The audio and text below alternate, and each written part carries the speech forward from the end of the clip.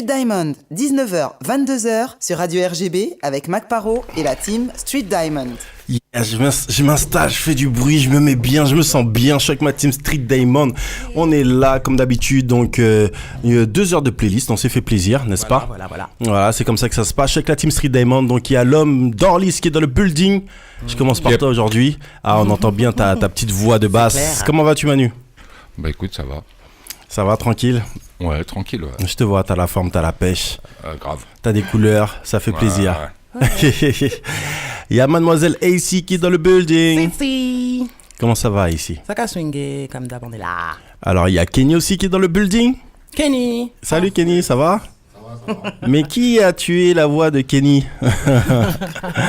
Et dans le building, elle est là avec nous, Marie Da Silva. Oui. Comment ça va, Marie ? Écoute, ça va très bien. Ça fait super plaisir de te recevoir. Merci.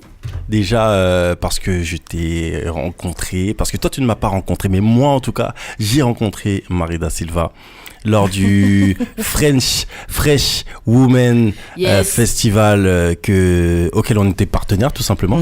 Oui. Donc c'était un beau moment. On va parler avec toi un petit peu plus de tout ce que tu fais, bien sûr parce que tu es coach en entreprise pour femmes racisées. Tout à fait. Et c'est vraiment une femme inspirante. On aura pas mal de choses à dire avec elle, mais on va en parler un peu plus tout à l'heure.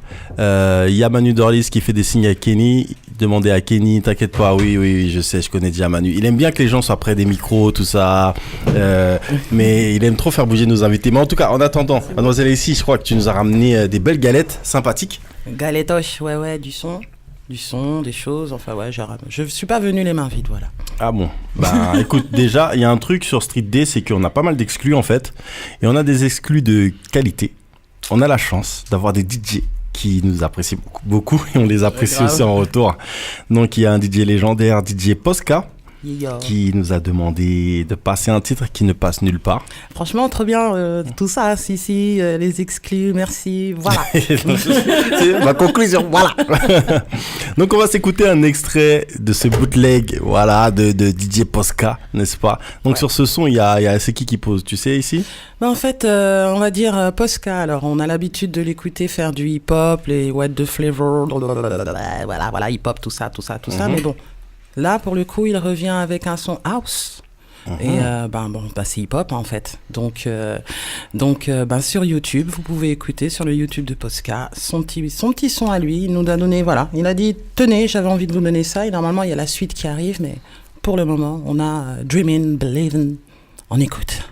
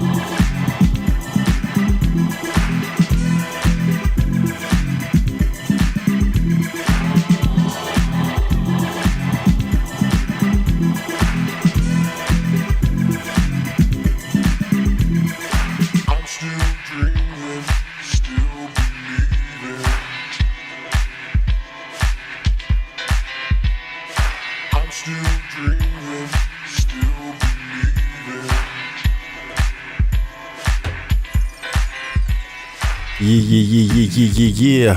Ah là, cette petite exclue, moi j'ai kiffé, hein. Il est sweet, il est doux, ça sent l'été, tu vois. Ouais. Tu écoutes ça comme ça, parce que nous on va écouter ça à Paname, mais Marie elle sera au festival Héritage, au calme, elle sera là en Guada, tu vois, tranquille. Petit canal, au calme. C'est trop dur mon taf. J'imagine trop dur, c'est tellement dur. Travailler, c'est trop dur, comme disait la chanson. En Guadeloupe en plus, comment je vais faire ?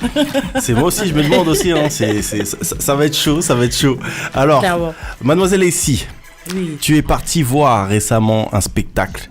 Donc ce spectacle, faut savoir que c'était Emric Amokila, donc fait. Un humoriste de Guyane qui a des punchlines de ouf, qui a travaillé sur ce spectacle avec Sir Samuel. Donc si vous connaissez pas Sir Samuel, c'est le Dre 2, l'ancien Dre 2 de Science Super Crew, hein, Yeah, yeah. qui chantait Angela. Comment Tu vas? le reggae lover de l'équipe. C'était voilà. pas ça, hein. Je C'était parle pas pas ça, les créole, paroles. mais c'était pas ça. Si, un truc du genre. Un truc, si, comment si. tu vas, tout Si, ça. comment tu vas bien. Comment Ce n'était ton papa pas ça. va donne Où est le ton salut papa à ton papa. Lop, lop, lop, lop, lop. C'était pas ça. Ah bon, ça doit être bon, j'ai dû me tromper quoi. Mais Non, c'était ça, j'en suis sûr. donc t'es parti voir ce spectacle. Tout à fait. Alors, bah oui, alors je reviens. Hein, je suis parti en mission pour l'équipe Street Diamond. Street Diamond everywhere. Comme à chaque fois. Et donc, donc je vous ai ramené une petite chronique. Je suis allé voir donc, son spectacle qui s'appelle Vive l'amour ou pas, au théâtre d'Amélie à Paris dans le 2e. Alors, comment vous dire? Si vous... Emric Amokila. Si vous dites ce nom, j'ai déjà entendu, comment ça? Tu me dis, oui, théâtre, ça n'a pas de sens. Oui, c'est un chanteur de zouk à la base, qui s'est exercé à plusieurs billets d'humour dans ses spectacles. Et bon, bah, à force d'être rigolo au quotidien, on va dire, bah, il a essayé, il a écrit un spectacle qu'il a présenté, qu'il a joué pendant près de 2 ans. Donc, il n'en est pas à son premier essai aujourd'hui. Et ça a bien fonctionné, si bien étant qu'il a fait des premières parties, comme celle de Jean-Yves Rupert. Et, une dizaine de premières parties. Il en a fait... En fait, ça va, il a pris son petit machin. Puis bon, fort de tout ça, il s'est assis et s'est dit, bon, bah, j'ai envie de recommencer. Et il a rencontré Sir Samuel. Et de là, ils ont écrit ensemble la pièce Vive l'amour ou pas, que moi, je vais appeler... Alors, je vous dis, moi, j'ai bien rigolé. Oui, il n'y avait pas de problème. C'est plus d'1 heure de spectacle où on rigole bien. Après, bah, je vais l'estampiller. Je lui donne un nom, j'appelle ça de l'humour afro-caribéen. Ok. Maintenant, Ok. c'est un humour ouvert à tous. Mais si tu es afro-caribéen, tu vas te sentir un chouïa beaucoup plus concerné sûrement par certains sujets, les personnages qu'il va prendre. Il change beaucoup de personnages. Et en fait, il nous raconte ses souvenirs sous couvert de différents personnages. Et n'hésite pas, s'il le faut, à me prendre une perruque avec une robe un petit peu trop serrée qui laisse transparaître son bidou, sans aucun problème, pour qu'on puisse avoir une bonne mise en scène. Et le public, franchement, le prend très bien. Donc ce Guyano-Martiniquais nous fait rire avec tout son background. Et ce qui est bien savoureux avec le public, c'est que c'est un show très interactif. Comment vous dire ? Ne vous mettez pas au premier rang. Mais jamais, jamais pendant ce spectacle. Parce qu'avec un public afro-caribéen, ce que vous pouvez avoir aussi, c'est des réponses. Donc, ce n'est pas un show qui va se passer, le gars fait son show, tu l'écoutes, tu rentres chez toi. Non, ça va pas être possible. Le public afro, on le connaît déjà, il a des choses à dire, il est réactif et il parle. Mais ce qui est bien, et c'est ça qui est très bien avec Emric, c'est qu'il a la répartie et le talent et l'humour suffisant pour rendre et nous faire rire d'autant plus de par ces répétitions, ces paroles répétitives, parce que le public discute avec lui, hein, c'est simple, hein, le public il discute, hein, c'est même plus il répond, il discute. Et franchement on rigole vraiment bien. Il a le talent pour, et comment vous dire, c'est un bon moment que je vous invite à aller voir, car il est en spectacle tous les samedis, surtout le mois de mai et le mois de juin à 21h. Donc comme j'ai déjà dit, au théâtre du Mélo d'Amélie, dans le 2e.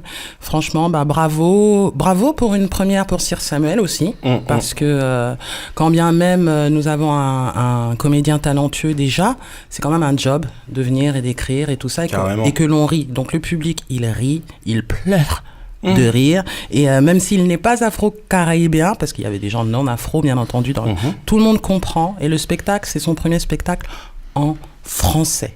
Il y a quelques phrases créolisées, mais tout est en français. Donc. Ok. Eh ben, un gros big up à Emric Amokila. On se rappelle aussi qu'il avait participé au Black Power Comedy 3, où il y avait Jean-Claude Mouaka, il y avait Julien Essomé, Gilles Saint-Louis, etc. Donc, un gros big up à lui, parce que c'est un parcours. Ouais. Partir en solo comme ça fait plaisir, parce que Julien Essomé, c'est pareil, c'est partir en solo. Et ça fait plaisir. Ouais, bravo, respect. Et longue route. Donc longue route à lui et bien sûr à Sir Samuel qui va nous revenir bien sûr avec du son, hein, vous savez, vous connaissez déjà. Donc on a pas mal de choses à se dire, comme je vous le disais, hein, vous savez déjà, depuis 2015, le Festival Héritage, Festival des Mémoires Vivantes, commémore la date de l'abolition de l'esclavage en Guadeloupe. Donc cette date, c'est le 27 mai 1848. Cette date résonne particulièrement dans la ville de Petit Canal, le carrefour des mémoires où se trouvent les marches des esclaves, lieu qui symbolise la fin de l'abomination et la fierté de la liberté recouvrée ainsi pendant 3 jours, soit le 25, le 26 et le 27 mai 2018. De nombreuses manifestations culturelles rythmeront cette 4e édition axée particulièrement, principalement sur la résistance. Donc c'est la thématique de cette année. Et en tant que partenaire, bien sûr, depuis 2 semaines, nous recevons des protagonistes, n'est-ce pas, de cette édition. Donc nous avons reçu Véronique Herman-Sambin. D'ailleurs, on va sortir bientôt le podcast et les vidéos. Je pense que ça a pas mal tourné non plus. Et nous avons reçu le réalisateur Daniel Kishenasamy. Donc un gros big up à lui, un gros big up à Premise Art Studio parce que l'immigration indienne, c'est quelque chose qu'on parle trop peu par rapport aux Antilles. On va parler de l'esclavage, on va aller que du côté de l'Afrique, mais on sait que voilà, à la fin de l'esclavage, il y a cette immigration indienne qui arrive et certains aussi, une partie de ces personnes sont traitées comme des esclaves aussi et ils devaient repartir et rester normalement que 5 ans aux Antilles et le bateau ne reviendra jamais. Donc voilà, Daniel Kishenasamy a fait un documentaire là-dessus. Donc je vous invite justement à ne pas louper ce documentaire et de profiter de sa présence en Guadeloupe pour lui proposer des dates. Et en plus de ces 2 personnes, aujourd'hui, nous avons 2 personnes de qualité. Donc Chris, ne vous inquiétez pas, qui est en chemin, qui arrive bien sûr. Et elle est là. Elle est avec nous. Marie Da Silva est dans le building. Oh, les histoires. Alors Marie, moi j'ai kiffé ce que tu racontais sur scène lors du Festival Héritage. C'est vrai que lors du Festival Fresh Women, Oui. c'est vrai que c'est une thématique qui pourrait être pourtant évidente, mais qu'on ne connaît pas, c'est-à-dire toutes les micro-agressions qu'on peut subir au quotidien. Des fois, ça peut être des micro-agressions qui deviennent des maxi-agressions au final parce qu'on se sent pas bien dans son entreprise, on ne sait pas comment parler à ses collègues des fois. Des petites réflexions toutes bêtes, hein, parce qu'il y a beaucoup de ça aussi des fois, tu sais, les petites réflexions bêtes et méchantes, etc. Et donc voilà, toi, t'es coach en entreprise, on le disait auparavant, pour femmes racisées. Donc, qui dit femme racisée, ça veut dire... toutes les femmes, en gros, pratiquement. Ça veut dire toutes les femmes non blanches, en Voilà. fait. Puisqu'en fait, les dynamiques que j'interroge à travers mon travail, c'est surtout celle du racisme et du sexisme, mais entremêlées. Ok. Donc, je sais aussi que par rapport à ça, tu es très active sur Twitter. Twitter, c'est un petit peu, tu vois, nous, c'est le café le matin. Marie, c'est Twitter. Ouais. C'est via Twitter en fait que j'explique comment j'arrive en fait à gérer des cas de mes clientes que j'appelle pépites. Et donc tous les jeudis sur le hashtag jeudi survie au taf, je raconte un cas de coaching avec une pépite. Donc ça aussi c'est super intéressant. Est-ce que tu peux nous dire un peu plus concrètement quel est ton taf quand tu rencontres une pépite? Déjà, le plus souvent, c'est sur Twitter ou tu fais aussi des séminaires de groupe? Comment ça se passe? Alors, en fait, on me contacte via plusieurs canaux. En fait, ça va être les réseaux sociaux, ça va être mon mail. Bientôt, il y a un site internet, il est en préparation. Donc, bientôt, ce sera à partir de mon site internet. Donc, je suis contactée d'un peu partout, en fait. Oui, le but de mon travail, en fait, c'est de stratégiser des reprises de pouvoir à l'intérieur du travail. C'est-à-dire que quand on est minoritaire dans un espace, surtout dans celui du travail, il y a certaines dynamiques qui se mettent en place. Et en fait, moi, mon travail, ça va être d'interroger ces dynamiques et surtout, la question centrale, c'est comment je reprends du pouvoir, par exemple, quand je suis le seul homme noir au taf. Comment je reprends le pouvoir quand je suis la seule femme noire au taf, par exemple. Ce sont de vraies questions qu'on n'interroge pas assez. Et le fait d'être minoritaire dans un espace, ça provoque le fait qu'on soit sujet à des discriminations, etc.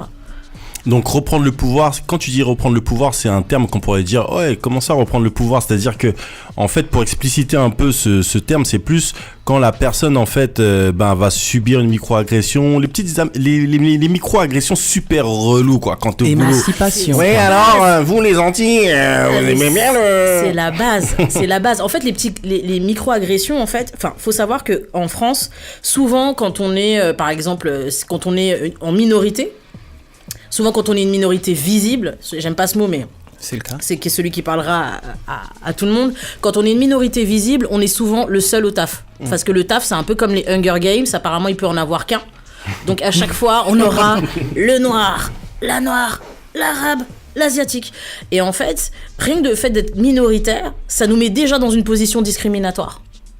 Et donc du coup, les micro-agressions, ce sont les phrases que les personnes de l'entourage vont utiliser pour nous minoriser encore plus. Là, je vais rester dans le thème de la radio. Si on parle par exemple des cas d'afro-caribéens que j'ai pu avoir, par exemple les pépites originaires des Antilles que j'ai pu avoir, souvent c'était, souvent on avait les stéréotypes liés à l'accent, Ouais. où on fait semblant de pas comprendre ce que tu dis. Les cheveux, ah mais t'es loxy, est-ce que tu pourrais pas avoir un truc plus professionnel sur la tête?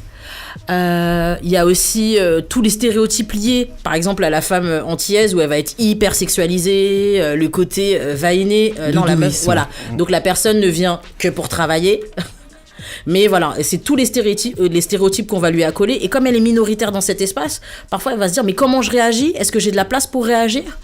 Et la microagression, ça peut paraître anodin, mais il y a des vraies dynamiques derrière, de dépression, de burn-out, etc. Et donc moi, je suis là pour dire, la prochaine fois qu'on te dit ça, tu pourrais répondre ça, par exemple. Et c'est des petites choses, en fait, qui permettent à la personne de reprendre du pouvoir de manière concrète. Oui, quand tu dis prendre du pouvoir, c'est plus s'émanciper. Exactement, et avoir les armes pour briser un silence qui s'installe. Le dernier cas que j'ai eu d'une personne, c'était une personne haïtienne, elle était en présentation, etc. La personne est cadre, elle a une position, etc. Elle commence sa présentation et t'as une collègue blanche derrière qui dit « On comprend rien, on dirait du petit nègre. » Dans la paix du Christ, la détente la plus totale. Donc moi, un jour, je reçois un mail, bonjour Marie, je te suis sur Twitter, je sais ce que tu fais, et là c'est pas possible, je vais lui casser la gueule. J'ai dit, moi je propose que des solutions légales. C'est moins embêtant. Voilà, comme ça je vais pas en prison et tout le monde est content. Et je lui dis voilà, donc là, clairement elle t'a fait une remarque raciste, donc la personne, ma cliente, lui hurle dessus pendant la présentation, et ensuite elle part en arrêt maladie. Et donc quand elle revient, on lui a demandé à elle de s'excuser. Bah oui, puisqu'elle a crié. Voilà, parce qu'elle a crié, elle aurait pas dû, c'était une blague, Elle etc. elle n'a pas c'est une été blague, capable c'est de super. mesurer. Mais Voilà. là, pour le coup, ça c'est un exemple bien flagrant Ouais. de racisme. Flagrant. Ouais, mais ensuite, comment on arrive à cet exemple? On arrive à cet exemple-là, on lui demande de s'excuser. Et ben toi, du coup, quelle dynamique tu mets derrière? Parce que on a déjà vu ce genre de comportement. On se dit, là, tu dois t'excuser. Est-ce que tu t'excuses pas? Si tu t'excuses pas vis-à-vis de ta direction, c'est problématique. Si tu t'excuses, t'as l'impression par rapport à ton ego que c'est pas bon. Tu vas avoir des personnes qui vont s'excuser. Ça passe droit. Et ça, c'est une soumission obligée. Et toi, quelle dynamique, du coup, t'as enclenché pour ce cas? Alors, c'est-à-dire que moi, je vais avoir effectivement mes opinions personnelles, mais en fait, elles valent pas dans le cas. D'accord. C'est-à-dire que moi, à chaque fois, je vais demander à la personne, c'est quoi ton cahier des charges? Qu'est-ce que tu veux faire? Et faut savoir que le silence, comme la riposte, ont des conséquences. Comme tu me disais, si tu te silencies, si tu t'excuses, c'est toi que tu peux plus regarder en face. Et ça a des effets. Si tu ripostes, bien évidemment, il y a des effets. Et si tu veux riposter, moi je suis là pour que la riposte soit la plus claire possible. Donc nous, ce qu'on a fait quand elle est revenue au boulot et que son chef lui a dit oui voilà, tu devrais t'excuser, elle a dit ah bon, alors oui, pas de souci, je vais m'excuser, mais je voudrais savoir légalement ce que prévoit l'employeur en cas d'injure raciste. Comme vous êtes l'employeur et que vous avez des obligations et que moi je suis obligée de m'excuser, quelles sont vos obligations à vous, en toute innocence? Et donc l'employeur c'est qui que quoi donc il a pas pu il a pas pu rebondir sur ça. Et en fait voilà, c'est des réflexes comme ça qu'on doit avoir, connaître ses droits, pouvoir les appliquer et aussi avoir, quand on a quelqu'un derrière, quand elle sait qu'elle doit m'appeler après pour débriefer, du coup elle est focus, elle est concentrée et elle sait ce qu'elle va dire. Et je suis très dans la théâtralisation, donc on va répéter son texte. S'il dit ça, tu dis ça, etc. Parce que je travaille aussi avec beaucoup de scénarios alternatifs. Donc du coup, quand la personne elle entre dans la pièce, elle sait exactement dans quel cas de figure elle se trouve. Et donc du coup, ça lui donne une confiance parce qu'elle sait que je suis derrière elle, quoi. Mais après, comme je te disais tout à l'heure, par rapport à ce cas de figure, il est très... là, c'est du racisme clair et net. Même en Clairement. plus avec le patron qui vient et qui fait comprendre à la Ah oui, noire que c'est à elle de s'excuser. Bon, encore de la soumission. Mais sur des choses un peu plus cachées, comme par exemple, quand on va avoir une petite formation au boulot et que les collègues voient qu'on a postulé pour un truc et que le ou la collègue non noire ou non bronzée vient et dit... Ah bon, tu t'es... Mais les Noirs ne l'ont jamais ou... Tu ne l'auras jamais, tu sais, et qu'on sent que c'est que à ces gens-là qu'on dit ça. On peut pas directement... Comment face à ce genre de petites choses dont on comprend ce qu'on est en train de nous dire, c'est genre... Ah, mais toi, tu absolument. crois que tu vas être cadre? T'as trop rêvé, ma belle. En plus, moi, je suis là depuis 5 ans avant toi. Les Noirs, ils ne deviennent pas cadres ici. Fais comment? Alors moi, je pense que, premièrement, déjà, il faut encaisser le choc. Parce que directement, quand une personne elle te micro-agresse de la sorte, t'as tout de suite, en fait, l'effet de stress qui arrive. Parce que tu viens de te prendre un coup de poing dans le ventre, en vrai. On est en train de te dire, tu rêves et Exactement. reste là. T'as déjà le job, c'est déjà bien. Exactement. Ça, c'est la première chose. Déjà, moi, je dis accuser-réception. Donc déjà, on respire. Déjà, pour enrayer la réaction de stress. Parce que la réaction de stress, elle va faire qu'empirer. On se pose, 5 secondes, silence de pression. Et moi, je dirais à la personne, qu'est-ce que tu veux dire par là ? Est-ce que tu peux expliciter ce que tu viens de dire ? Est-ce que tu viens de dire qu'en fait, ma couleur de peau aurait un lien direct avec mes compétences ? Si c'est ça, comment tu peux le défendre ? Et là, la personne, on la met devant, c'est-à-dire que l'éléphant rose du racisme qui était dans la pièce, on va le regarder ensemble, s'il te plaît. Voilà, ça va être ça. Donc ça va être plus ce qu'on a l'impression de quand on prend quelque chose en pleine face en se disant j'ai rêvé ou... T'as jamais Autant rêvé. directement demander à la personne. Exactement. Mais dis-moi, j'ai l'impression de rêver. Est-ce que c'est bien ça que tu m'as dit ? Pour Voilà. tout cas de figure, en gros, tu mets les gens face à ce qu'ils ont entendu et surtout l'autre face à ce qu'il vient de dire. Exactement. Moi, je pars du principe que t'as pas besoin de sortir de Harvard ou de Sciences Po pour comprendre ce qui t'arrive. C'est-à-dire que la microagression, c'est tellement subtil qu'il y a que toi qui va percevoir la charge raciste de ce qui a été dit dans la pièce. Donc l'enjeu déjà, c'est de se dire, moi, je fais confiance à mes tripes. Mes tripes, elles me disent la vérité. Déjà, et premièrement parce que tu es la seule à pouvoir percevoir cette réalité raciste, d'accord ? Le deuxième enjeu, ça va être « Ah, tu veux jouer ? Ok, bon, tu vois l'éléphant ? Le côté « Je sais que c'est raciste », on va bien l'outer. Et ensuite, je vais outer en fait le ridicule de la situation et de ce que tu viens de me dire. Et il y a un moment donné, tu pourras pas aller plus loin que ça. Déjà, rien que de demander à la personne de reformuler, ça la met déjà dans la gêne et la gêne, elle change déjà de camp. Aïe, aïe, aïe, aïe, Ouais, aïe, ouais. ça c'est de la punchline ça c'est de la punchline de ouf. Ouais, tu vois, ouais, c'est ouais. le reverse. J'ai préparé. Ah, pardon.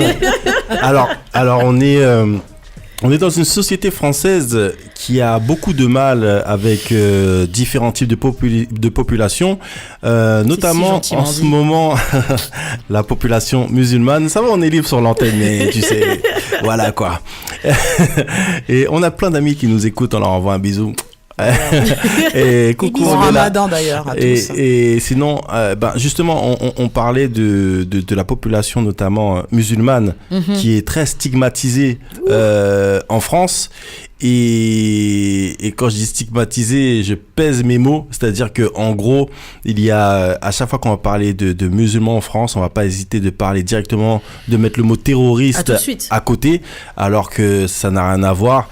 Je veux dire que à une époque aussi, les chrétiens mettaient des bombes, on mettait pas l'appellation terroriste avec. Après, on dira c'est une autre époque aussi. Mais ce que je veux dire, c'est que là, pour l'instant, il y a des vraies problématiques par rapport à ça. Et ça aussi, ça amène des problématiques du coup dans l'entreprise, parce que le rapport aux Français moyens aussi qui regardent certaines chaînes de télévision, d'infos de télévision qui diffusent H24, Chaîne généraliste. et puis pas mal de propagande, etc. et des raccourcis, n'est-ce pas, et qui sont même faits par des politiques. Et ben du coup, ces personnes-là prennent parti le parti de la facilité et en viennent à des micro-agressions, si ce n'est plus, sur des collègues.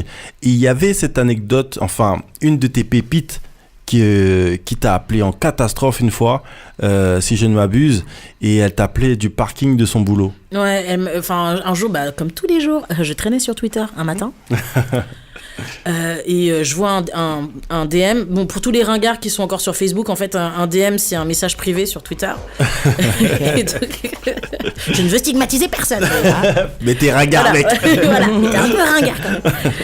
Donc voilà, je traîne sur Twitter et la personne m'envoie un DM. Bonjour Marie, je te suis depuis Twitter, je sais que tu peux m'aider. Je suis coincée dans le parking de mon entreprise. Un collègue vient, je cite, de me griller avec le voile. Bon, j'étais là, déjà tu t'es pas fait griller. Parce que t'as rien commis comme crime. Elle me dit, là il est remonté, je suis encore dans le parking, qu'est-ce que je fais? J'ai dit ok. Donc là, je lui ai dit non, toi qu'est-ce que tu veux faire? Et ensuite je t'accompagne. Elle me dit, bon, je vais essayer de remonter et de voir avec lui s'il peut ne pas en parler. J'ai dit, ça ressemble à tout sauf un plan.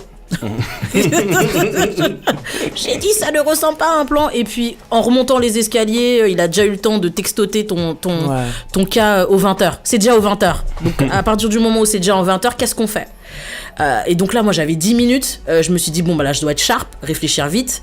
Je lui ai dit, écoute, ne remonte pas pour te terrer dans ton bureau. Ce collègue-là qui t'a vu avec ton voile, c'est la première personne que tu dois aller trouver. D'accord? C'est la première personne à qui tu dois parler. Donc elle remonte, elle se ressaisit. Je lui dis, tu te remaquilles? Ouais, ok.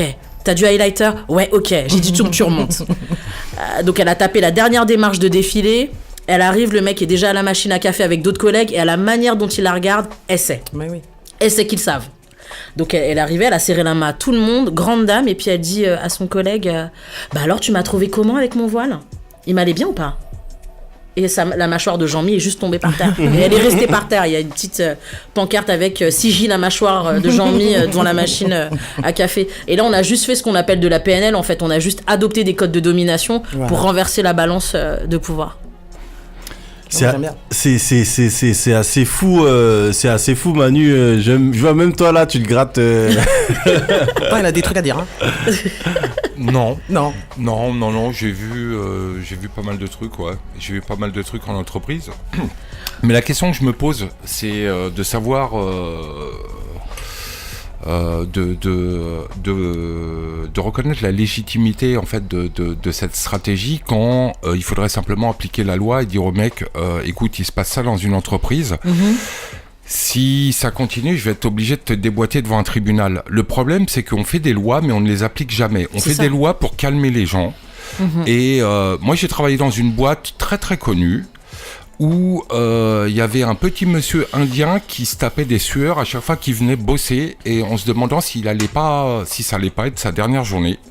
Tout simplement parce qu'il a surpris un cadre en train de besogner une nana sur une table de réunion et qu'il s'est posé la question de savoir ce qu'il allait faire, s'il devait carrément demander à changer de site, etc., etc. Et résultat, il a été accusé par la fille qui se faisait besogner, c'est quand même le comble. C'est cocasse. D'avoir été agressif avec elle. Oui, non, mais voilà. Bon, alors déjà, moi, donc, je comprends pas. On se débarrasse de qui on peut. Un mec qui est en train de déféquer dans la rue et qui te reproche de le regarder. Alors qu'il est déjà en position de... Oui. En position de tir. non, mais qu'il est déjà en position, en position illégale et qui... Il y a quand même un problème dans cette société. Et moi, j'arrive pas à comprendre... Moi, la question que je me pose, très, très sincèrement, c'est de savoir, est-ce qu'en adoptant une stratégie pareille, c'est pas finalement, je vais être très excessif, donner raison aux gens qui ne respectent pas la loi. Alors, c'est tordu comme raisonnement, mais moi, ça me laisse toujours cette impression, en fait. En fait, moi, je dirais que ta question, en fait, elle est hyper pertinente. Après, moi, c'est vrai que dans ma démarche, moi, j'ai pas d'enjeu, si tu veux, de transformation de la société. J'ai pas d'enjeu de transformation collective de la société. Ah non, moi, chaque individu. Je dis simplement que la discrimination, en fait, c'est quelque chose qu'on vit personnellement et individuellement. Et que moi, je peux pas imposer à la personne, en fait, de se battre. Parce que se battre légalement dans un pays qui est structuré de manière raciste. Bah oui. Quand on se bat en tant que personne voilée dans un pays raciste, malheureusement, les chances de gagner sont très minces. Il faut avoir l'énergie et la foi de le supporter. Et c'est pas le cas de tout le monde en fait. Si une personne me dit Marie, je veux aller au clash, j'ai la force de me battre et je veux vraiment en découdre légalement. Là, il n'y a pas de souci. On met en place une stratégie légale avec mes partenaires avocats. Mais là, concrètement, quand la personne me dit, écoute, moi, j'ai galéré pendant 5 ans pour avoir un emploi. Je galérais déjà pendant les stages. Si je perds cet emploi, je suis foutu. Et si clairement, elle attaque légalement, elle va le perdre d'une manière ou d'une autre. Bah là, je suis obligée de stratégiser dans les contours qu'elle me donne. Mais après, c'est vrai que vraiment, moi, j'insiste toujours là-dessus, je me positionne sur des enjeux de survie individuels. Parce que, quelque part, pour l'instant, rien ne m'a donné à croire que on pouvait changer, en fait. Que la France, en tout cas, pouvait prendre position et changer. C'est comme on a dit, c'est institutionnel. Exactement. Il y a par rapport au terme pays raciste, faut bien aussi recontextualiser, c'est-à-dire que on parle vraiment des institutions racistes. Tout à fait. Et notamment il y a plusieurs articles qui ont paru là-dessus, notamment sur Mediapart, sur le blog de Mediapart, par rapport au fait que la France, les institutions de la France sont racistes. Donc c'est un vrai thème aussi qui a eu lieu. Et racisme institutionnel. Tout à fait. Il y avait aussi cet article paru sur France Info qui disait que tout est politique. La France est le pays le plus généreux et le plus raciste du monde parce qu'il a inventé l'homme universel. C'était Marc Alter qui disait ça, l'écrivain. Mais c'est un vaste sujet, mais c'est aussi une réalité qui nous concerne. Tout à fait. Et après, pour rebondir sur la question, c'est vrai que concrètement, la riposte, en fait, elle doit se faire aussi dans les limites de la personne. Par exemple, si on prend le cas simple du harcèlement sexuel, toutes les femmes qui ont... Il y a plus de... Enfin, je sais plus le chiffre, mais en fait, il était énorme. Une proportion énorme de femmes, quand elles attaquent pour harcèlement sexuel, perdent leur emploi. Je crois que c'est 2 sur 3. Ah ouais. Donc voilà, le truc de se dire je me bats ou pas, ça a de vraies conséquences. Et il faut savoir avec quelles conséquences on peut supporter, en fait. Ouais, parce que c'est ça, parce que quand on part sur le plan légal, ça gêne pas une entreprise de te licencier et de partir au prud'homme, en fait. Non, mais il y a aussi un problème. Comment on peut attaquer dans le privé des gens pour ce genre de comportements illégaux, alors que tu as des ministres qui sortent leur quéquette, qui sont jamais condamnés, tu as des ministres qui sortent des propos racistes, ça fait rire tout le monde. Donc en fait, on normalise ce comportement. Après, comment tu veux expliquer à un gars pendant un tribunal que non, c'est pas normal?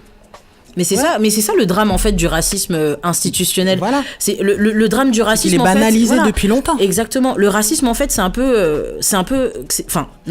comme une coutume, je sais pas moi. Le racisme, en fait, j'ai envie de dire, c'est comme la pluie. C'est-à-dire que tu le veuilles ou non, tu le subis. Que tu y crois ou non, tu le subis. Il va toujours pleuvoir à un moment donné. Exactement. Exactement. Donc le racisme, c'est comme la pluie. Et donc ça veut dire que vraiment, il transpire par tous les pores de cette société, en fait. Oui, un homme politique a le droit d'être raciste. Une école a le droit d'être raciste. L'hôpital a le droit d'être raciste. Dernièrement, ce qui s'est passé... Une boulangerie peut vendre des trucs racistes. Exactement. Non, mais le truc qui s'est passé récemment sur la jeune femme qui est décédée... Là, ça c'est vraiment hardcore, c'est un truc, c'est inimaginable. Ah ben moi j'ai la rage depuis, ça c'est. Mais oui, mais ça représente ce que tu dis, c'est-à-dire que c'est n'importe quel moment, n'importe où. Là, elle appelle, c'est un appel anonyme, quelqu'un d'anonyme qui appelle à un truc que tout le monde doit être aidé. C'est pas un appel anonyme, tu dis ton nom, prénom. Oui, bien sûr, mais je veux dire, nom, prénom, on a perçu un léger accent. T'appelles tes personnes normalement, on voit pas ton visage, t'appelles pour être aidé dans un truc universel, et c'est pas le cas. Après, il y a d'autres indicateurs, c'est-à-dire que effectivement Naomi elle a pas été vue mais elle a été entendue et quand tu entends un léger accent, elle s'appelle Muzenga, on savait. Et puis j'ai eu l'occasion aussi de parler avec des médecins urgentistes et différentes personnes c'est des cas très compliqués. Exactement. Enfin à certains niveaux, mais à un certain niveau t'es un être humain et c'est ce qu'on m'a répété à chaque fois, c'est-à-dire en tant qu'être humain tu peux pas faire ça. Tu vois ce que je veux dire? Et tu peux pas faire ça. Donc après, on est en train de placer de l'empathie surtout. Et on m'a beaucoup parlé d'empathie. Et le truc, c'est quoi par rapport à ce cas? C'est qu'aujourd'hui, on est sur du légal. Donc là, la personne qui a répondu au standard, je dis pas qu'elle ne peut pas s'excuser, elle pourrait s'excuser. Mais comme on est sur du légal, on est sur du discours lorsqu'elle s'est exprimée après ça. Donc c'est très compliqué. Tout ce qu'elle dit, en fait, c'est super filtré. Il y a des questions auxquelles elle ne répond même pas. Donc je sais même pas pourquoi on fait une interview d'elle, en fait. On devrait même pas lui permettre de s'exprimer. Exactement. Merci. Et donc, mais c'est un truc de malade. C'est juste un truc de malade. Et donc, ensuite, ils remettent le truc sur on travaille trop, etc., etc. Donc moi, je dis pas que les gens ne travaillent pas trop, hein. Mais je dis qu'à un moment donné, chacun doit prendre aussi ses responsabilités. Tout à fait. Et qu'il y a des problèmes dans notre société à tous les niveaux. Effectivement, il manque du personnel, mais là, on parle pas d'un manque de personnel, on parle d'empathie. Et on est tombé sur des individus parce qu'on parle beaucoup de la dame au téléphone, mais elles étaient deux. Moi, j'ai entendu l'enregistrement, elles étaient deux à lui parler.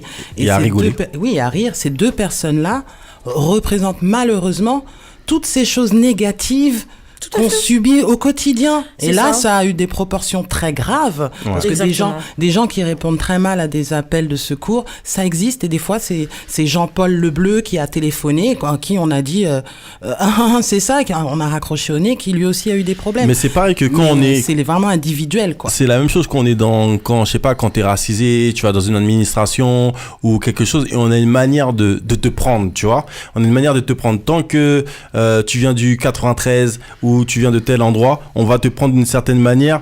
Et les petits trucs que certaines personnes ont l'habitude de faire, on reconnaît ces agressions-là, dans le cas de Naomi au final. Tout à fait.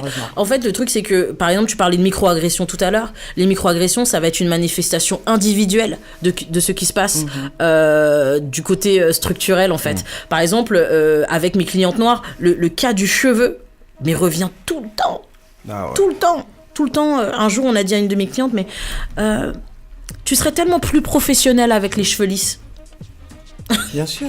Wow. Une collègue à une époque, pareil, pour être juste ma chef, alors qu'on avait le même salaire, c'était mieux qu'elle ait des cheveux raides. Et quand elle a acheté la perruque, elle avait le droit d'avoir les clés du magasin. Oui, mais en fait, c'est entièrement ça. Mais quand on regarde sur les micro-agressions comme ça, mais vraiment le truc futile, la petite réflexion sur les cheveux, est-ce qu'on peut faire quelque chose par rapport à ça ou on doit l'encaisser? Comment ça se passe, toi? Alors moi, je dirais jamais à quelqu'un encaisse. Parce qu'en vrai, on l'encaisse pas. On l'encaisse pas. Faut trouver des stratégies de riposte. Après, vraiment, faut savoir que cette obsession du cheveu, parce que honnêtement, il y a une obsession du cheveu. Le jour où tu te ramènes avec une afro, tu sais très bien qu'il y a une main qui va finir dedans. Ouais, carrément. D'accord ? Donc ça, c'est vraiment la base. Il faut savoir que cette fascination morbide autour du cheveu noir, autour du cheveu crépus, c'est une fascination en fait qui a une origine complètement coloniale. C'est pour ça que je te dis tout à l'heure que les microagressions, c'est une manifestation individuelle de ce qui se passe sociétalement.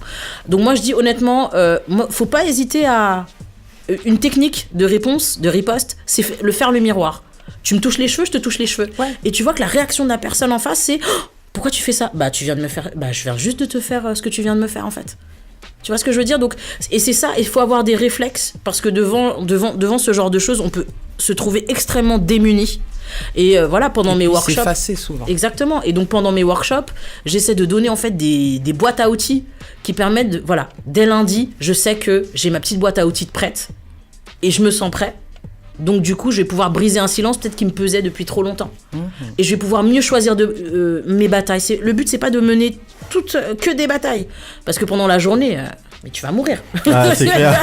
Là, tu leur donnes un coup de main pour qu'ils se victimisent moins non plus, parce que c'est le réflexe qu'on a, justement, de se taire face à un truc, et d'encaisser, et puis d'être triste, et de faire surtout qu'on n'a pas le droit d'être en colère. Par exemple, moi, je suis une femme noire. Quand j'étais en entreprise, quand je parlais par exemple à une collègue blanche, il fallait que je fasse très attention à ce qu'elle ne se mette pas à pleurer. Sinon, j'étais cuite. Sinon, c'est l'angry black woman, ça le classique. J'ai une amie antillaise qui m'a dit lors d'une joute verbale avec une amie blonde qui ne pleurait pas, mais bon, j'étais fâchée, je chipais énormément, mais elle m'avait saoulée. Et mon amie antillaise s'est retournée vers moi, elle m'a dit « Tu sais, ici quand même, en tant qu'antillaise, je trouve que ça le fait mal chez les gens. » C'est-à-dire qu'en fait, il fallait pas que je réponde. On va chipper. Écoute, bien sûr qu'on va chipper. Non, mais en fait, le truc, c'est qu'aussi, il faut comprendre que comme on est socialisé dans une société raciste, il y a des personnes qui vont intérioriser ça. Ils vont intérioriser cette oppression. C'est comme si tu prenais un enfant et tu lui disais tous les jours qu'il est moche. Il va croire qu'il est moche. Il va finir par croire qu'il est moche. Et je peux pas dire à l'heure d'aujourd'hui qu'on a tous échappé à des réflexes. Même moi qui est formatrice, etc., qui est censée être hyper avertie de ce genre de dynamique, il y a des moments donnés où je sais que là, j'ai merdé. On grandit dans des codes. Exactement. Et c'est des codes à déconstruire en fait sur toute une vie. Donc je dis, à un moment donné, un peu d'indulgence envers nous-mêmes. Par exemple, il y a des fois où on va t'attaquer, tu vas pas savoir et pouvoir répondre. C'est pas grave. Fais comme les chercheurs. Un chercheur, par exemple, il va réussir quelque chose parce qu'il aura eu l'attitude face à l'échec. Là, c'est pareil. T'as raté une riposte, c'est pas grave. Tu te félicites et tu recommences le lendemain. Et c'est comme ça que tu vas voir que tu vas devenir de plus en plus bonne, à gérer ton oppression. Je vous rappelle que vous êtes bien sur Street Demon, 19h, 22h sur Radio RGB et qu'on est en très bonne compagnie parce qu'on est avec Marie Da Silva, coach de vie en entreprise pour femmes racisées. Bim! On te dabe dans la tête, tu vois ce que je veux dire? Donc, c'est vraiment des échanges très fructueux. Merci. Et c'est super sympa de t'avoir parce que je trouve que ton discours, il est hyper important. Merci. Que c'est important de partager ça aussi avec le plus grand nombre. Il y a l'homme Chris que j'entends arriver dans la place, là. Donc vous pouvez le voir en live. Il arrive tout de rouge vêtu. N'hésite pas à te placer. Vas-y, my man. Mets-toi dans la place. Marie Da Silva, Chris, Marie Da Silva. Enchanté. Voilà. Fais le tour, fais la bise. C'est un des personnages, une des personnalités que vous allez retrouver lors du festival Héritage, festival des mémoires vivantes, où il y aura pas mal d'artistes, bien sûr. On va en parler un petit peu plus dans quelques instants. Mais justement, Marie, qu'est-ce qui t'a donné envie de participer à ce festival, le festival Héritage? Non, pas Héritage. Si, c'est le festival Héritage, festival des mémoires vivantes. Ça se passe bien ici. On a trop de partenariats après les Fresh Women. Après les Fresh. Moi, quand tu me demandes ce qui m'a amené à participer, est-ce qu'on dit non quand t'es à Paris et qu'on te dit tu veux bien venir en Guadeloupe? Voilà. C'est quoi cette question? Déjà, la du voyage. Grave. J'étais obligée de dire oui. En fait, moi, j'ai eu mon premier. En fait, quand je suis arrivée la première fois en Guadeloupe, j'ai eu cette espèce de choc culturel. Parce que j'étais jamais allée en Guadeloupe et je trouve que vraiment les Antillais comme les Africains doivent faire des échanges. Grave. Et qu'on doit vraiment apprendre à explorer nos cultures respectives. Peut-être que je suis partie la première fois là-bas avec tous mes stéréotypes. Mais en fait, quand je suis partie en Guadeloupe, j'ai rencontré des personnes en lutte, des personnes vénères. J'ai appris énormément de choses sur l'histoire. J'ai un peu honte, mais j'étais pas du tout au courant, par exemple, de tout ce qui s'était passé en mai 68, et je me suis pris une baffe dans la tête. 67, pardon, désolé. Mai 67, et on se rend compte que, par exemple, l'histoire française, en fait, occupe tout un pan de ça, et donc j'ai rencontré des personnes qui avaient vécu ça, etc. C'était extraordinaire. Donc ça c'est le rapport de Marie du coup. Et ben justement on va envoyer une dédicace à l'association Racine parce qu'on kiffe l'association Racine. Ils sont trop forts. J'ai eu l'occasion d'échanger comme ça avec pas mal de membres de l'association Racine qui ont fait venir aussi Kémy Seba, un personnage qui fait aussi beaucoup de débats dans notre rédaction. Tout le monde n'est pas forcément fan. En tout cas, Antilles en ce moment là. Je suis pas fan. Il est en Martinique là, il dit des trucs en ce moment aux Antilles. Je suis pas fan du mec. Il est en Martinique là. J'ai juste dit qu'il y est. Pitié, je compte sur vous les gars. Et justement, ce qui est intéressant avec ça, c'est que ça amène le débat. Et je pense que c'est ce qui est aussi intéressant dans tout ce qu'on partage dans l'émission Street Demon. Donc on va vous rappeler que le vendredi 25 mai, il y aura pas mal de choses à faire. Ça commence dès 10h, l'ouverture du village du festival. Donc il y aura des ateliers de contes avec les écoles, des ateliers de jeux traditionnels, des initiations à la danse traditionnelle, des ateliers d'initiation au maquet créole, c'est-à-dire écrire en créole, n'est-ce pas? Il y aura bien sûr le food court qui sera présent dès 10h, donc vous pourrez manger tranquillement. Il y aura le vernissage, l'exposition de Ronald Cyril et Daniel Dabriou, donc à ne pas manquer. Et je vous conseille aussi surtout d'aller ces jours-là, parce que le festival change de configuration un peu chaque jour, donc vous pouvez venir voir des expos, et selon la configuration que prendra le festival, et vous pouvez rater carrément des choses, quoi. Donc n'hésitez pas à y aller et prendre le programme. prendre le programme. Et le samedi 26 mai, il y aura la scène authentique, donc avec beaucoup d'artistes. Je rappelle qu'il y aura Véronique Herman Sambin comme artiste, il y aura Soft, il y aura les Nubians, n'est-ce pas? Etana, Louis Camboulé, Rachel Allison et plein d'artistes. On envoie un big shout out à Flo, on envoie un big shout out à tout le monde, à EDS, voilà. Et il y aura l'homme qui est dans le building, l'homme, Monsieur Limé Mike là. Limé Mike là, ce Street Diamond. Chris, comment tu vas, bro? Ça va très très bien, et toi? Eh ben écoute, moi ça me fait super plaisir de te recevoir. N'hésite pas à tirer le fil du casque, il va venir tranquillement. Yes. Si on peut légèrement baisser, alors je sais pas. Alors moi je vais gérer ça, c'est moi qui baisse ton casque. Ah voilà. ouais, tu me l'as mis à fond là. Ouais. C'est bien, voilà. C'est bon là. Alors comment tu vas? Qu'est-ce qui t'a amené justement à accepter cette invitation pour le Festival Héritage? Alors déjà c'est un festival que je connais puisque j'ai eu l'occasion d'aller. Alors c'était le jour d'un concert, mais j'étais arrivé un petit peu plus tôt. J'avais vu un peu les backstage parce qu'en fait mon père est de Petit Canal. Donc c'est pour ceux qui connaissent pas, c'est une commune un peu rurale de la Guadeloupe et depuis la dernière mandature, pour être précis, c'est un jeune maire qui est en place. Et les choses commencent à bouger et à se développer là-bas. Donc je suis très très fier que ce festival existe. D'ailleurs, j'envoie un big up à Laurence Makiaba. Oui. Voilà, il y a toute une équipe qui travaille, bien sûr. Une très belle équipe, mais c'est elle qui est à l'initiative et je la félicite pour ce festival. Donc déjà, il y a le côté affectif. Et aussi le thème, l'approche, en fait, c'est assez original puisque, enfin... Pour moi, je me retrouve assez facilement dans des scènes un peu festives, club, et là c'est une autre approche parce que voilà, c'est le jour de l'abolition de l'esclavage. Il y a une résidence artistique. Oui. Enfin là, on est vraiment dans autre chose. Donc déjà l'expérience en tant qu'artiste, elle est originale, elle est enrichissante.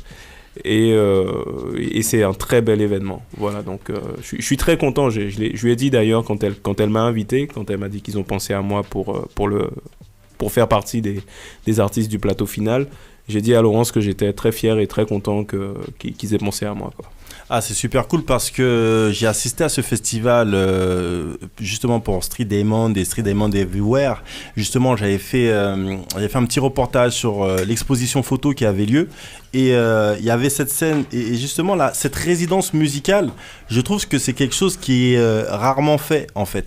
Donc toi, t'as déjà participé à des résidences musicales de ce genre? Pas encore. Pas encore. Non. Donc ça aussi, je trouve c'est super d'avoir des échanges parce que je me rappelle que l'an passé, celui qui dirigeait la résidence c'était Didier Juste, il y avait Jean-Michel Rotin, il y avait plein de gens quoi. Il y avait plein de gens parce que j'ai pas envie d'oublier les noms, mais j'ai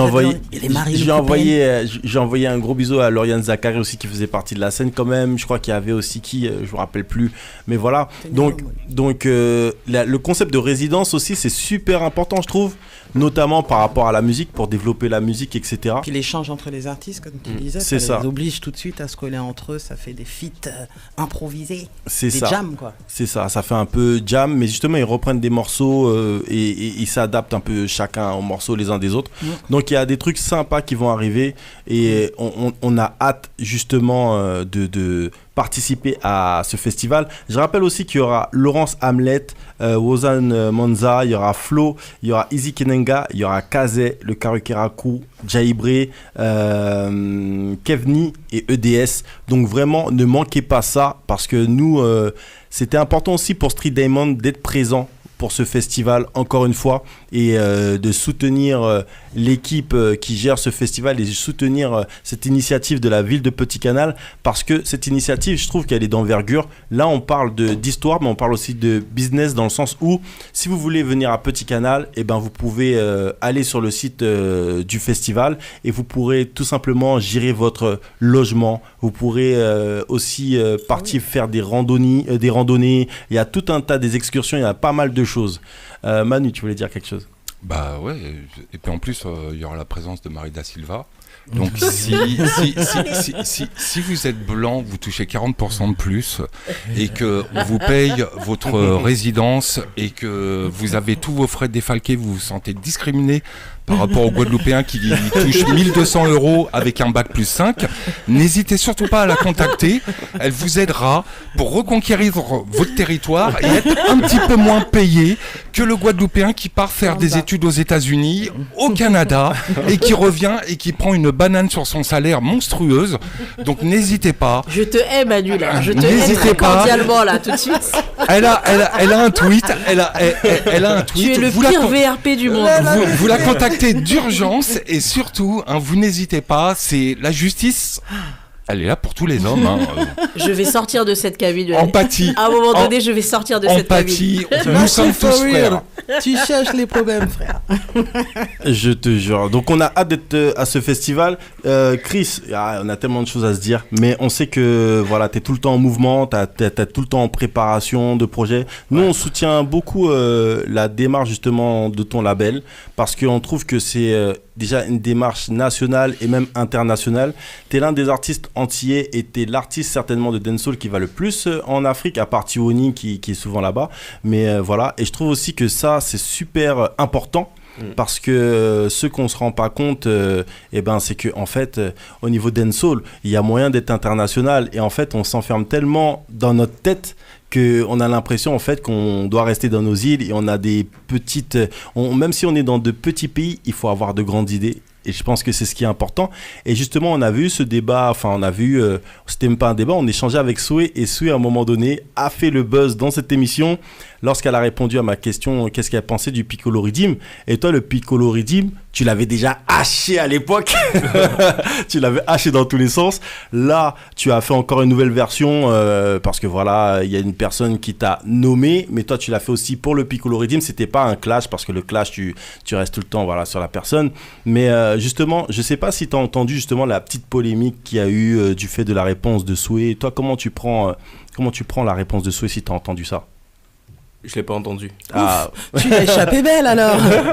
En fait, elle disait que pour elle, en tout cas pour elle, le Piccolo Riddim, ça a pas la même valeur parce qu'elle, elle était branchée sur, elle était plutôt branchée sur ce qui se passait au niveau Jamaïque et que du coup ça n'a pas la même valeur. Pour elle, c'est pas un classique, même si c'est un classique pour la communauté, pour elle c'est pas un classique, mais que voilà, qu'elle trouve que la démarche de l'antillais c'est cool, mais qu'en même temps le fait de revenir sur les riddims à l'ancienne et ce qui se passe en même temps au niveau du marché, que voilà, il y a plus autant de compètes qu'avant, et pour elle c'est comme si en fait on était en train de stagner et que en fait on part pas vers la full créativité, c'est-à-dire que même le travail des compositeurs, on va avoir tendance à dire aux compositeurs ouais, faites du son comme tel Jamaïcain, faites du son pour moi, est-ce que tu peux faire ça comme tel Jamaïcain, mais on n'est pas sur le développement, créer un son, etc.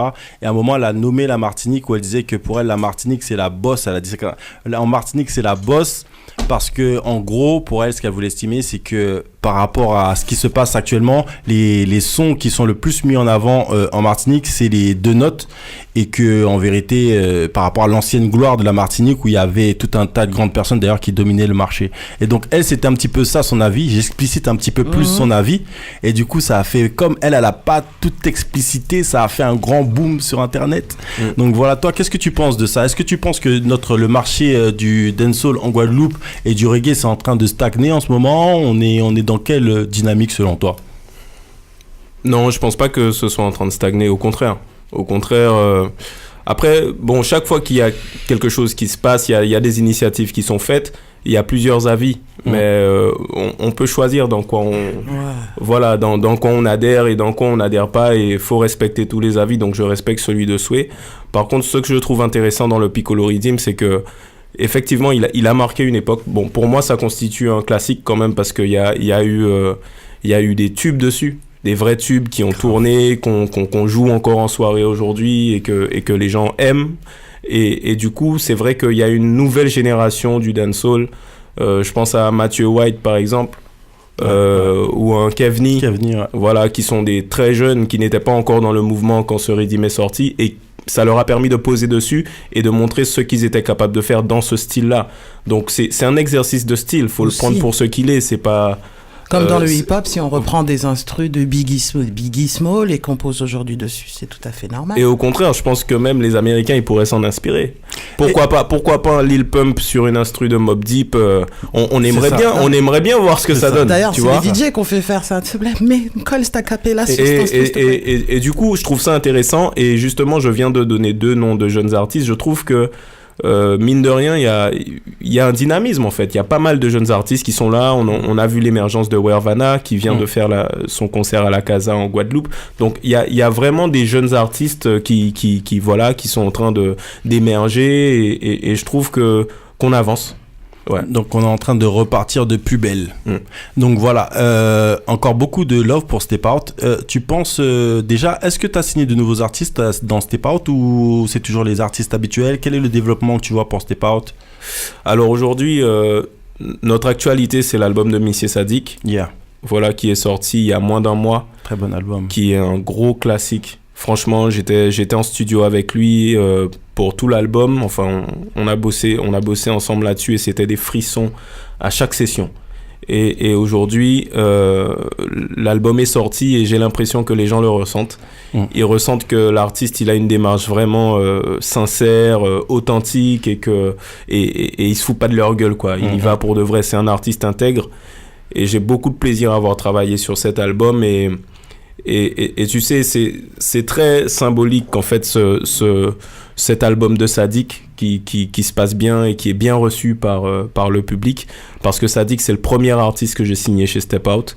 On travaille ensemble depuis 2009 et ça se passe très bien. Et ça veut tout dire. Voilà, donc en fait, nous, au niveau de Step Out aujourd'hui, il y a Missy Sadiq, Colonel Rayel et Chris. On se concentre sur des gros projets pour ces 3 artistes. Donc le premier à avoir sorti son album, c'était Sadiq. Je pense que Colonel Rayel, ça va arriver bientôt. Et pour ma part, je prépare 1 ou 2 singles avant les vacances pour que les gens puissent s'amuser. Il n'y a pas longtemps, on m'a réclamé du dancehall, donc j'arrive avec du gros dancehall. C'est ce qu'on veut, c'est ce qu'on veut. Ouais, c'est ce qu'on m'a dit. On m'a dit c'est ce qu'on veut. Donc voilà, je vais donner au peuple ce qu'il réclame. On attend ça, on a hâte. On vous donne rendez-vous avec Chris. Restez connectés sur les pages notamment. Quel est ton Twitter, Marie? Donne, balance ton Twitter. Je vais balancer @napilikayo. Ok, voilà. Chris, vous pouvez le retrouver bien sûr sur Chris officiel notamment. Et on va laisser la place à DJ Heavy Jack pour son émission où les années 90 seront à l'honneur comme d'habitude, du lourd. Donc restez connectés. Et il est en mode West Coast ce soir. Il m'a déjà fait les doigts West Coast. Donc écoutez bien ça va partir en mode West Side. On vous dit encore merci. On a pas mal de choses à vous faire découvrir. Allez sur iTunes, allez sur Deezer, notre partenaire. Vous trouverez les podcasts mais aussi les playlists Street Diamond. Et il y a encore pas mal d'autres choses à venir. On est partout. On vous envoie beaucoup de love chez vous. Peace.